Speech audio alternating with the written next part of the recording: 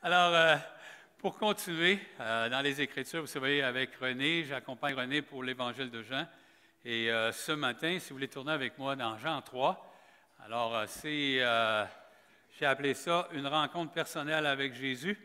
On sait très bien, on connaît bien cette histoire. Vous savez, Jésus est un Dieu personnel qui s'intéresse aux individus pour leur présenter leurs vrais besoins et leurs vraies solutions à ses besoins. Parce que comment est-ce que Jésus nous voit? Des fois, nous, on croit qu'on a plein de besoins, mais ce n'est pas nécessairement les vrais besoins, tandis que Jésus, lui, il le sait pour nous.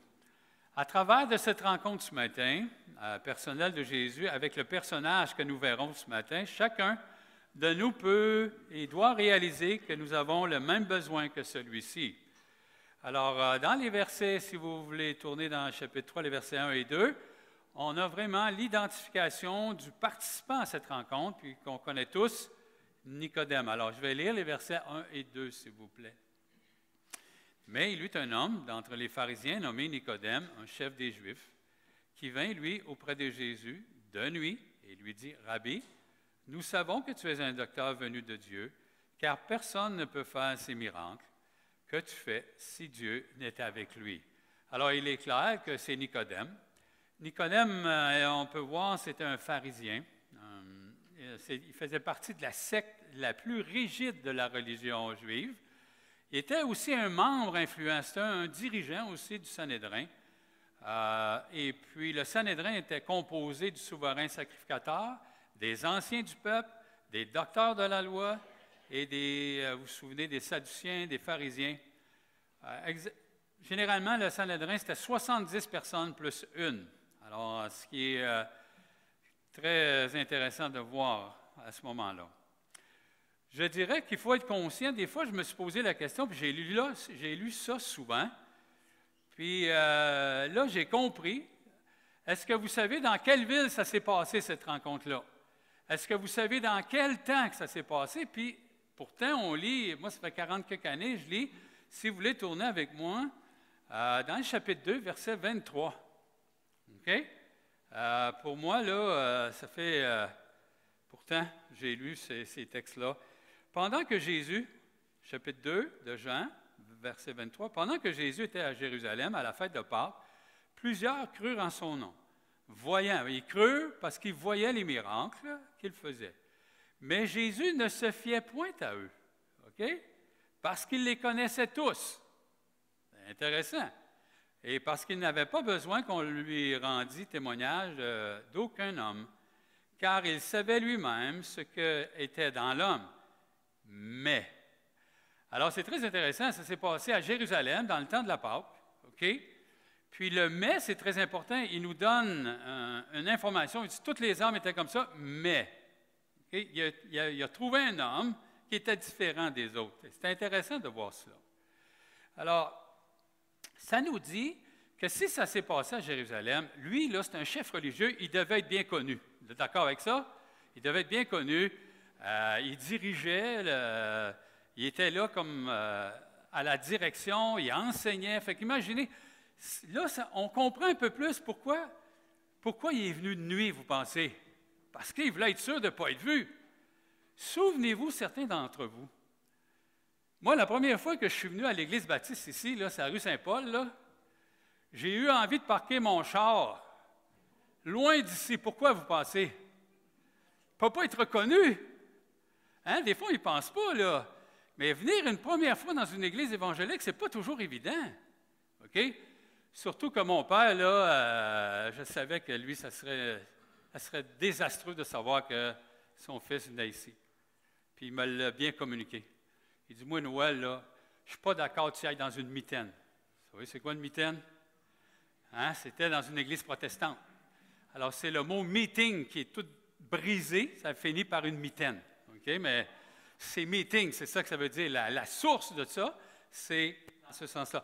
Alors, on peut comprendre qu'il était à Jérusalem. Là, il a dit, moi, si je veux parler à Jésus, je vais y aller de nuit pour pas que personne me voie. Alors, mais ce qui est très intéressant aussi, dans le texte, OK? Regardez dans le verset 2. Il ne venait pas juste pour lui-même, mais il venait pour plusieurs personnes. Il dit « nous savons ». Alors, il représentait quelques personnes, quelques docteurs de la loi, qui croyaient ou qui étaient de la même position que notre ami,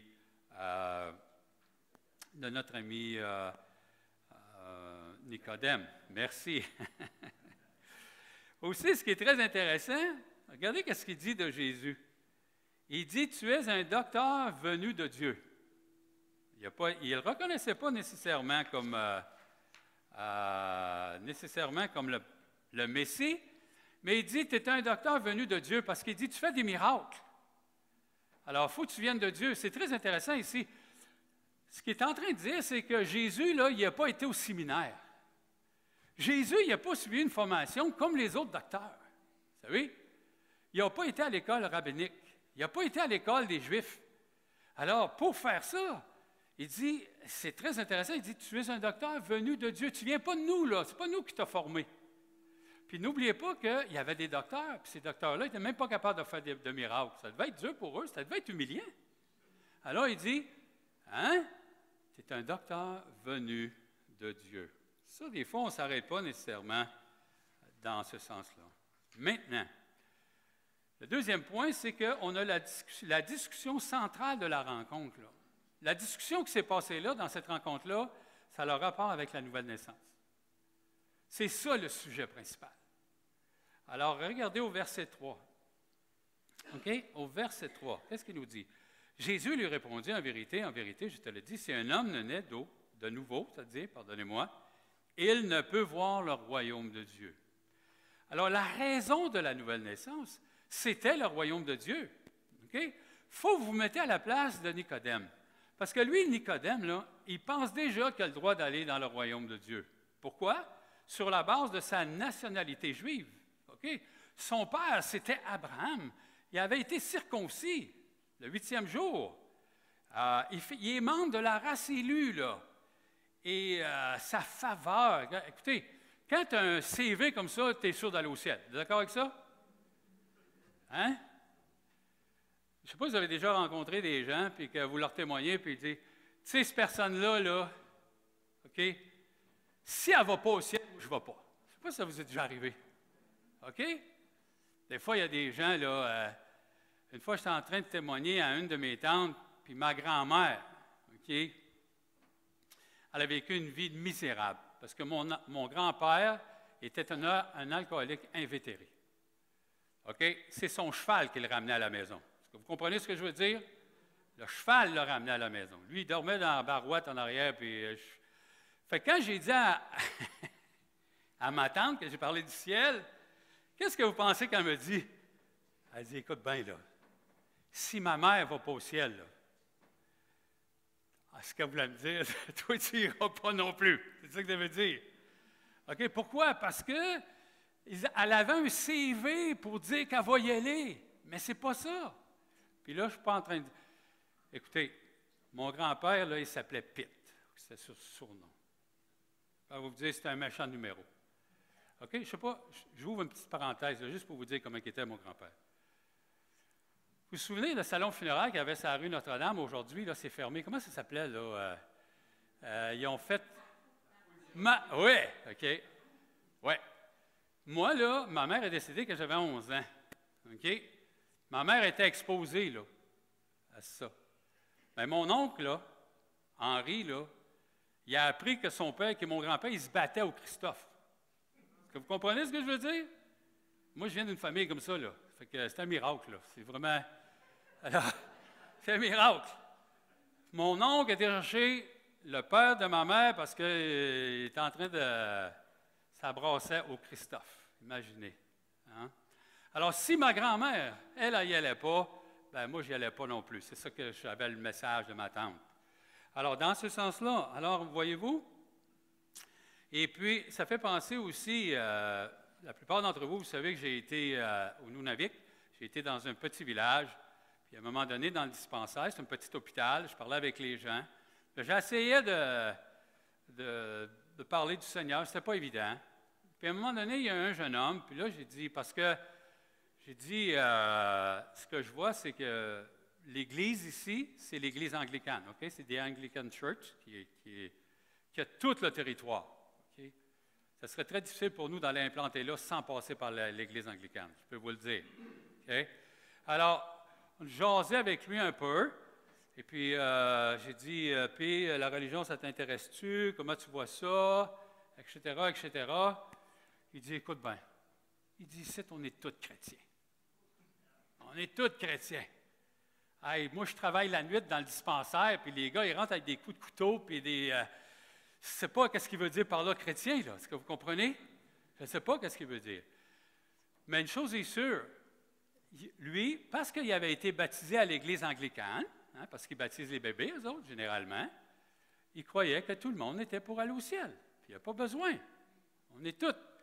Puis, je ne sais pas si c'est rassurant, là, mais il dit, on se connaît tous. Je ne suis pas sûr, moi, c'est une bonne chose, là, tous se connaître. Hein? J'ai dit, OK. On se connaît tous, nous autres, on va tous y aller ensemble. Hey, wow! Hein? Alors, ce que j'ai fait un dimanche, j'ai décidé d'aller, parce que j'ai rencontré le pasteur de cette église-là.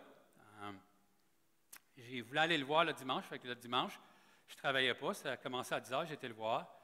Puis, quand il me dit qu'on est tous chrétiens, là, savez-vous comment on était dans le bâtiment d'église? Quand il dit, là, on était tous chrétiens, là. On était 2. La madame puis moi. Hey, c'était quelque chose, là, puis 2 enfants. Il dit, on est tous chrétiens. Bien, c'est le même principe qu'avec Nicodème. Nicodème, il dit, écoute bien, là, on a tout le Père, c'est Abraham. Moi, j'aime ça l'histoire quand on parle d'Abraham avec, vous souvenez-vous, dans Jean chapitre 8, qu'est-ce qu'il dit? Il dit, nous autres, notre Père, c'est Abraham, c'est sûr qu'on va y aller. Qu'est-ce que Jésus leur dit? Il dit, si vous auriez Dieu pour votre Père, vous m'aimeriez. Bien là, il dit, je sais, vous ne m'aimez pas, vous avez pour Père... Ah, il faisait exprès, Jésus, hein, pour vouloir se faire lapider, je ne sais pas quoi, là. Hein? Hey, c'est quelque chose, mais parce qu'il pensait qu'il était juif, qu'il allait tout le monde aller au ciel. C'est pas vrai. Alors, c'est dans le même principe que notre ami ici puisse penser qu'il était pour aller au ciel. Mais il est clair que Jésus, il voit dans le cœur, c'est sûr, c'est un avantage que nous, on n'a pas. Puis il dit au verset 3, voici qu'est-ce qu'il répond. Alors, je reviens, il dit, Jésus lui répondit en vérité, je te l'ai dit, si un homme ne naît de nouveau. Alors, pour vraiment voir le royaume de Dieu, c'est la nouvelle naissance. Il n'est pas en train de dire, il faut que tu lises ta Bible, il n'est pas en train de dire, il faut que tu ailles au temple, il n'est pas en train de dire, il faut que tu aides les gens. C'est la nouvelle naissance. Et ce qu'on peut voir par la suite, c'est que Nicodème lui dit au verset 4, « Comment un homme peut-il naître quand il est vieux? Peut-il rentrer dans le sein de sa mère et naître? » Ça nous paraît un peu insensé ici. Je ne pense pas que Nicodème est en train de répondre comme un enfant de 5 ans. Ce n'est pas ça le point. Je crois que le point est en train de dire à Jésus, c'est impossible. C'est impossible. Hein, c'est impossible. Comment? Alors, Jésus, qu'est-ce qu'il fait? Il lui répond, c'est assez simple. Hein? C'est assez simple, il dit, verset 6, ce qui est né de la chair est chair, ce qui est né de l'esprit est esprit. Alors, ce qu'il est en train de dire, c'est une nouvelle naissance spirituelle. C'est clair que ça ne vient pas vraiment de l'extérieur, mais ça vient de l'intérieur. Alors, il est clair que tu es en train de parler d'une nouvelle naissance, mais plutôt vraiment à l'intérieur. Vous savez, dans 1 Pierre 1,3, louez Dieu. Pierre, il dit ceci, « Loué soit Dieu, le Père de notre Seigneur Jésus-Christ. Dans son grand amour, il nous a fait naître à une nouvelle vie, grâce à la résurrection de Jésus-Christ d'entre les morts. » Alors, c'est important de réaliser cela. C'est une nouvelle naissance, c'est à l'intérieur. Puis là, encore une fois, Jésus va lui parler, là, justement, au verset 8, si vous voulez juste me suivre. Il nous dit comment ça va se faire. Il dit, « Le vent souffle où il veut, et tu en entends le bruit, mais tu ne sais d'où il vient, ni où il va. Il en est ainsi de tout homme qui est né de l'Esprit. » Alors, il faut comprendre que ça ne vient pas de l'intérieur de l'homme, cette nouvelle naissance. Ça ne vient pas de l'homme. C'est extérieur à nous et ça vient du Saint-Esprit. C'est ça qui est important de réaliser. Vous savez, dans mes commentaires cette semaine, je lisais Le plus grand des miracles, c'est la nouvelle naissance. Personne ne peut faire ça. C'est sûr, écoute, tu es aveugle puis tu es guéri. Je suis content pour le gars qui était aveugle puis est guéri, c'est sûr. Mais de changer un cœur de pierre en cœur de chair, il y a juste Dieu qui peut faire ça. Ça prend une puissance incroyable, puis ça vient extérieur à nous à ce moment-là. La nouvelle naissance, ce n'est pas une amélioration de notre vie non plus.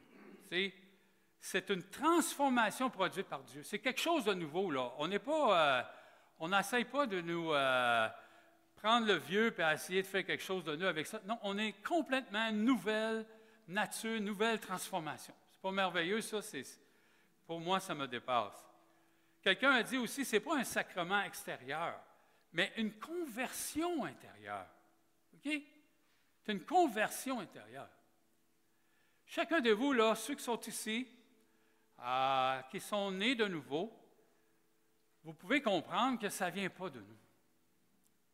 Puis, si vous remarquez, là, dans le texte, quand il parle de l'Esprit, puis quand vous avez un E majuscule, c'est le Saint-Esprit qui est en train de parler. C'est ça qu'il est en train de dire dans le verset 8.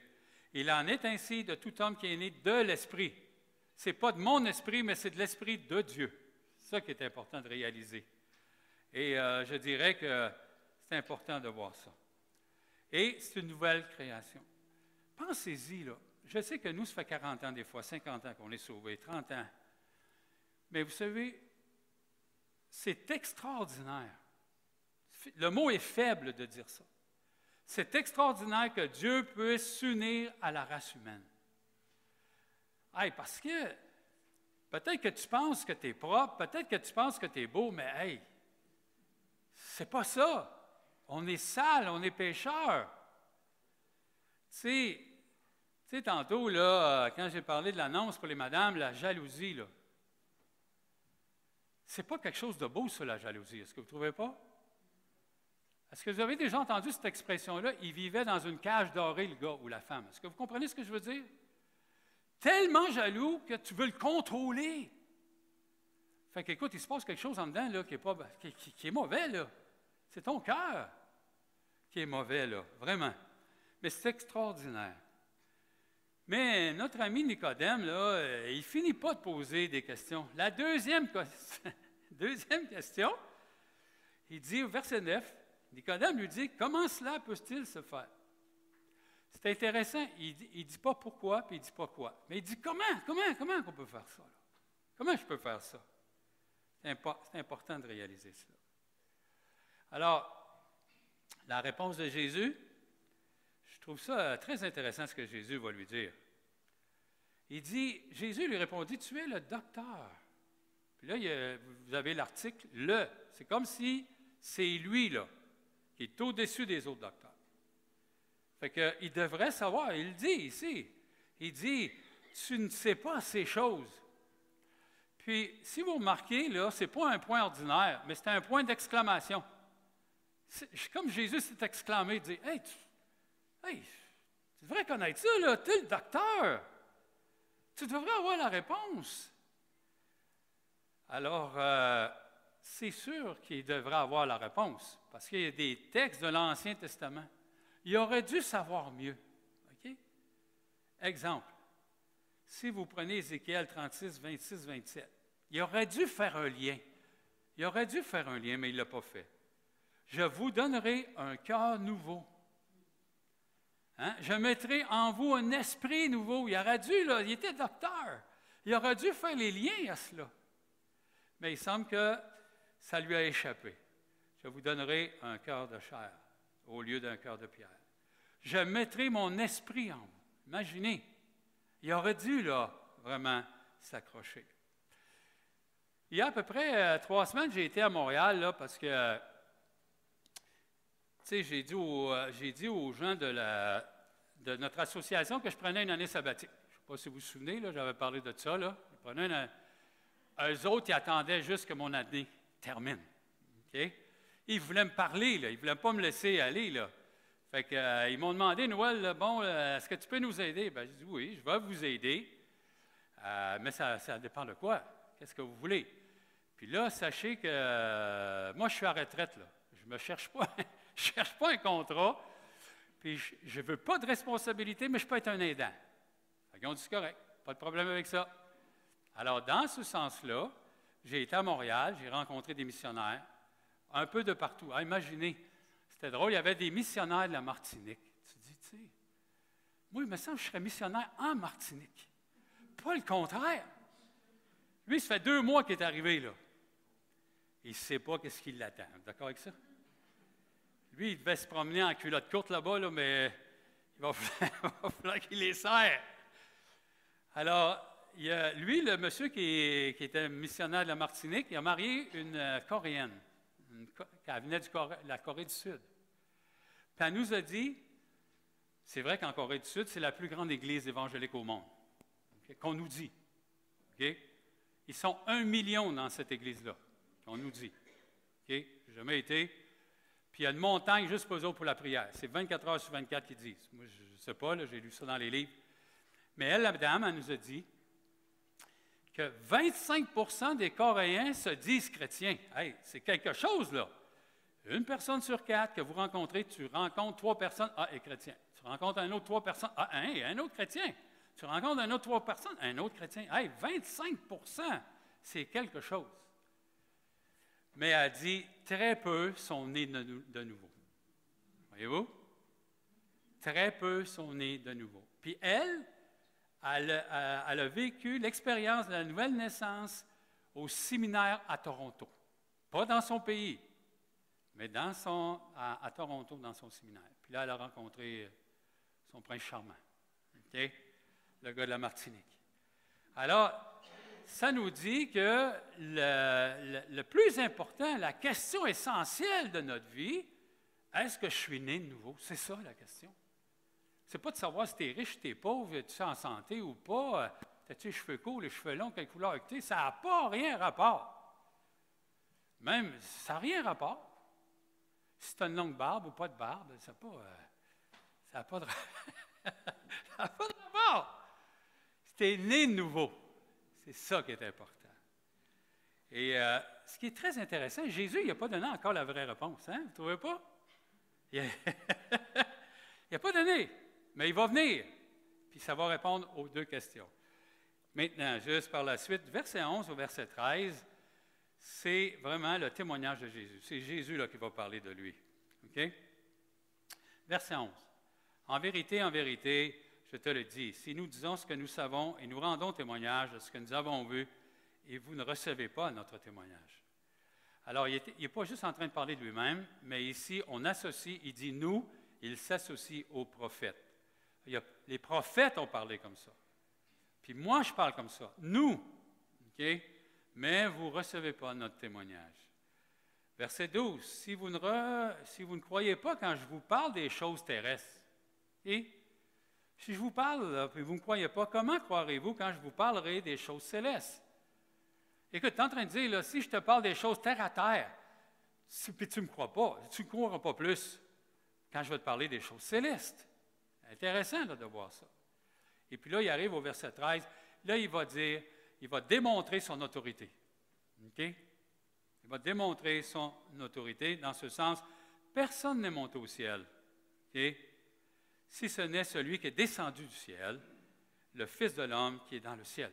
Alors lui, il dit, regarde là, moi j'ai l'autorité, je peux te parler des vraies choses. Là. OK? Il n'y a personne qui a été au ciel, puis qui est revenu. Hein? Puis est capable de parler de ces choses-là. Et là, ce qui est très intéressant, dans ce témoignage de Jésus, dans cette rencontre, et là, il va arriver, puis c'est ça la beauté que je trouve toujours de Jésus. C'est le meilleur évangéliste. C'est tout un modèle pour nous, là, qui évangélise. C'est Monsieur évangéliste. Puis là, ce qu'il va faire, ici, dans le verset 14 et 15, il va aller chercher une histoire de l'Ancien Testament. C'est vraiment merveilleux ce qu'il fait Jésus. Il va chercher l'histoire des serpents brûlants, OK? Dans Nombre chapitre 2. Parce que le peuple a désobéi, le peuple va avoir un jugement de Dieu, puis Dieu, pour les juger, pour leur dire qu'ils ont fait mal, il va envoyer des serpents. Puis les serpents sont venimeux, puis quand ils vont vous piquer, vous allez mourir. Ça va l'air être assez violent parce que dans une journée, il s'en est mort à peu près 20 000. C'est quand même, ça devait prendre plusieurs serpents. OK? Puis là, à un moment donné, notre ami, là, les anciens ont été voir Moïse, ils ont dit, hey, va voir l'Éternel, là, fais quelque chose parce qu'on va tout y passer. Fait que Moïse, il était avec Josué, si je ne me trompe pas, puis là, il va à la tente d'assignation, puis il se couche à terre, là. Ils ne font pas juste se mettre à genoux. Ils se couchent à terre, puis ils disent, il faut t'arrêter tout ça, là, parce qu'on va tous y passer. Et là, ce que Dieu dit à Moïse, tu vas prendre du métal, du fer, puis tu vas faire un serpent, puis tu vas le mettre sur une perche. Puis, quand les gens vont être piqués, quand les gens vont être mordus par les serpents, qu'ils regardent le serpent, puis s'ils croient qu'il va être guéri, okay, en regardant le serpent sur la perche, il va être guéri. Ça, il devait savoir ça, là. Il connaissait cette histoire-là.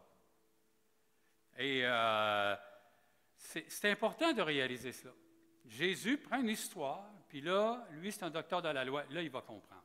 Il va vraiment saisir l'idée qui est là, en arrière de ça. Alors, autrement dit, l'antidote, OK, des morsures de serpent, l'antidote, c'était le serpent, mais par le moyen de la foi. Parce que tu dis, écoute, ben là, je vais mourir. Qu'est-ce qu'un serpent là, peut faire, un serpent de métal? Là? Qu'est-ce qu'il peut me faire, ce serpent-là? Ce n'était pas ça l'idée. C'est de croire, c'était la foi. Et c'est pour ça que notre ami, alors ici, dans le serpent d'airain, c'était un moyen de salut pour tous les Israélites dans le désert. Le serpent avait été élevé sur la perche, puis là, il dit, il faut que, comme le serpent, il faut que le Fils de l'homme soit élevé. Jésus a été élevé sur la croix.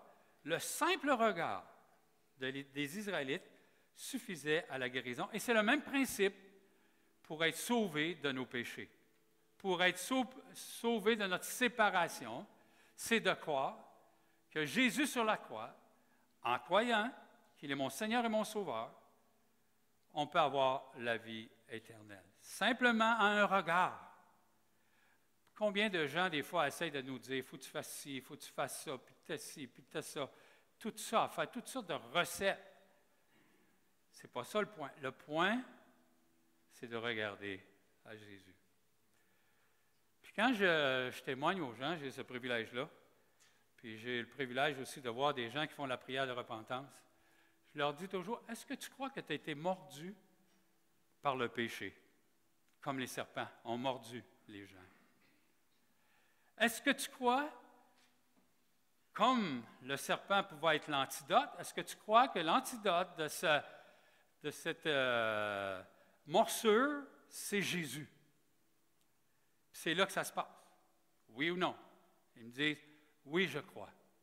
Et c'est là, c'est le même principe. L'antidote, pour nous, en tant que pécheurs, c'est le Seigneur Jésus sur la croix. Alors, autrement dit, si vous juste revenir, alors 14-15, et comme Moïse éleva le serpent dans le désert, il faut de même que le Fils de l'homme soit élevé, afin que, quoi? Quiconque croit en lui ait la vie éternelle. Alors, voyez-vous, c'est la foi qu'on a besoin. Cette rencontre a eu un effet décisif pour Nicodème. Parce que si vous continuez à lire dans Jean, au chapitre 7, Nicodème va défendre Jésus. Peut-être que vous n'avez jamais remarqué ça, mais il défend Jésus à ce point-là. Alors, Nicodème, par cet acte de vouloir défendre Jésus, je crois qu'il avait compris que Jésus était celui qui devait avoir comme Seigneur et Sauveur dans sa vie. Maintenant, ce matin, en conclusion, la rencontre personnelle avec Jésus change les vies. La question qu'on doit se poser, est-ce que toi, tu as fait cette rencontre-là, exemple? Est-ce que tu as fait ça un jour dans ta vie, cette rencontre-là? Moi, cette rencontre-là, je l'ai faite le 10 septembre 1979. J'ai rencontré Jésus vraiment d'une façon spéciale. Je l'ai rencontré, là, vraiment, j'étais assis puis je l'écoutais. Je l'ai rencontré. Est-ce que la plupart d'entre vous que je connais, oui, mais s'il y a des personnes ici ce matin, ou ceux qui nous écoutent, vous n'avez pas fait cette rencontre personnelle. Vous savez, C'est important, c'est la chose la plus importante de votre vie. Puis on le voit dans le Nouveau Testament. Il y a eu des rencontres comme avec la Samaritaine, avec Zachée, Nicodème maintenant. As-tu rencontré Jésus personnellement? Est-ce que tu as cru que tu étais un pécheur? Est-ce que tu as cru ça? Vous savez, c'est facile à dire, mais c'est très dur de l'accepter et de dire oui, je suis un pécheur. C'est pas facile. Maintenant, ce que tu dois faire, c'est de dire, Seigneur Jésus, garde, je reconnais cela. J'ai besoin de toi, j'ai besoin que tu viennes. C'est toi qui vas être mon Seigneur et mon Sauveur. Puis le jour que tu fais ça, il va venir dans ta vie et tu vas vivre l'expérience de la nouvelle naissance. Maintenant, toi, je dirais, ma soeur, mon frère, est-ce que tu as des rencontres quand même, plutôt personnelles, régulièrement? Parce que oui, c'est une rencontre qui change notre vie, mais ça ne veut pas dire qu'on n'a plus besoin de rencontrer Jésus là, pour le reste de notre vie. Mais est-ce qu'on le rencontre régulièrement dans notre vie? Est-ce qu'on prend du temps à le connaître? Est-ce qu'on prend du temps pour jaser avec lui? Est-ce qu'on les a, ces moments-là? OK? Est-ce qu'on les a? C'est la même chose avec notre conjoint ou des amis. Il faut rencontrer les gens pour les connaître. Tu ne peux pas connaître quelqu'un si tu ne le rencontres pas. Hein? C'est important. Alors, c'est à vous, là, ce matin aussi, que je veux parler. C'est important, ces réunions-là. Puis, on a l'exemple toujours du mariage, c'est sûr. C'en est un exemple, mais on peut le faire avec un ami, on peut le faire avec quelqu'un qu'on s'entend bien. Hein? Alors, l'année prochaine, comme je vous ai dit l'autre jour, ça va faire 50 ans que je suis avec Marie. Mais je pourrais être avec elle pendant 50 ans puis pas la connaître. Si je ne parle pas, j'ai bien beau dire, moi je reste dans la même maison, je suis dans ma chambre, mais qu'est-ce qui fait que je la connais? C'est parce qu'on a discuté. On a eu des rencontres sérieuses. Des fois, vous allez avoir des rencontres sérieuses des fois avec le Seigneur Jésus aussi. Hein? Quand vous vivez de l'injustice, là, moi, des fois, ça a été rough là, avec le Seigneur. Je dis, regarde, là, moi, le Seigneur Jésus, là, ça ne marche pas matin, il faut que tu interviennes. J'ai l'impression que tu n'es pas là. Hein, on dirait qu'il est en retard. Je ne sais pas pour vous. Moi, il me semble, Seigneur, ça ferait longtemps que j'aurais réglé ça, moi. D'un coup, comme ça serait réglé. Il faut jaser avec lui. Il faut voir avec lui qu'est-ce qu'il veut. Il connaît, comme j'ai dit tantôt, il connaît mieux nos besoins que nous-mêmes. C'est important de réaliser cela. Alors, j'espère que cette semaine, quand vous allez relire peut-être, ou quand vous aurez l'occasion de relire, de voir Nicodème, et je dirais que Nicodème a été agréablement, pas surpris, mais agréablement parce qu'il a pu apprendre vraiment que pour voir le royaume de Dieu, c'était la nouvelle naissance. Courbons-nous, s'il vous plaît. Je vais inviter les musiciens.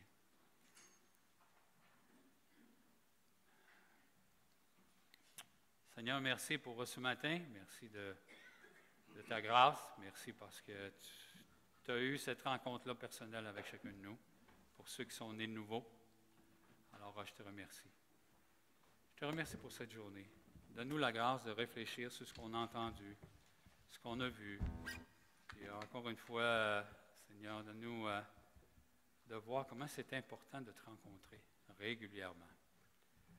Alors, merci. Merci pour mes frères qui vont nous conduire maintenant dans la louange. Et Seigneur, à toi la gloire. Amen.